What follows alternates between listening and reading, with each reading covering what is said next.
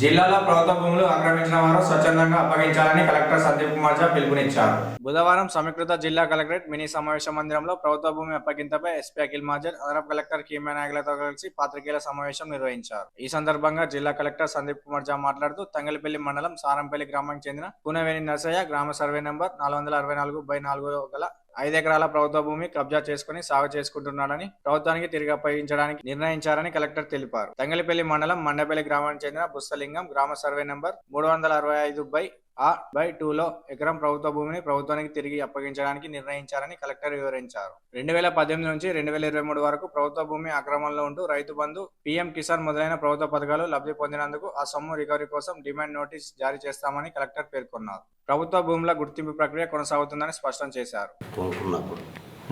Crop loan కూడా ఉంది. Crop loan దాని మీద సార్, పట్ట భూమి మీద ఉంది. క్రాప్ లోన్ దాని మీద గారు అన్ని నెంబర్లు కూడా వస్తాయి కదా సార్, పాస్బుక్ ఒకటే ఉంటుంది కాబట్టి ఇది అక్కడ ఉండిపోయింది సార్.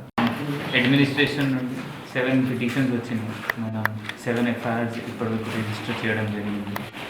దానిలో కొంతమంది లోకల్ పీపుల్, అది కాకుండా కొంతమంది ఎంఆర్ఓస్ పేరు కూడా మనం వచ్చినాయి. అది కూడా వాళ్ళకి ఒక పర్సన్ రిటైర్ అయ్యారు, అంటే చాలా ఓల్డ్ ఉన్నారు, అందువల్ల 41 ఇయర్స్ కూడా జరిగింది. ఇంకా కూడా ఒకరిద్దరు ముగ్గురు ఉన్నారు, వాళ్ళ కోసం కూడా టీం జరుగుతుంది. మనం ఎవరైనా ఇట్లా గవర్నమెంట్తో నేరం చేస్తే సో మనం 100% గట్టిగా ఉంటాము. కేసు రిజిస్టర్ చేసి జైలు కూడా పంపిస్తున్నాం. 7 పీపుల్ ఇప్పటివరకు మనం డిమాండ్ చేయడం జరిగింది. సో ఒక వ్యక్తి శ్రీ కూరవేణి నర్సయ్య సారంపల్లి నుంచి వచ్చారు. సో ఆయన 2018 నుంచి 464 సర్వే నెంబర్లో 6 టైమ్స్ రైతు బంధు మొత్తం తీసుకున్నారు. దీంతోపాటు పిఎం కిసాన్ కూడా తీసుకొని ఉంటారు. సో ఈరోజు మంచితనంతో వచ్చి పాస్బుక్ సరెండర్ చేస్తున్నారు సారు. సో అదేవిధంగా మండేపల్లి నుంచి మూసా లింగం గారు కూడా మనతో పాటు ఉన్నారు. వీళ్ళు కూడా 365 సర్వే నెంబర్లో 1 ఏకర్ లావణి పట్ట అక్రమంగా తీసుకొని ఉంటారు. వీళ్ళు కూడా ఈరోజు వచ్చి మంచితనంతో మాకు ఈ ల్యాండ్ సరెండర్ చేస్తున్నారు.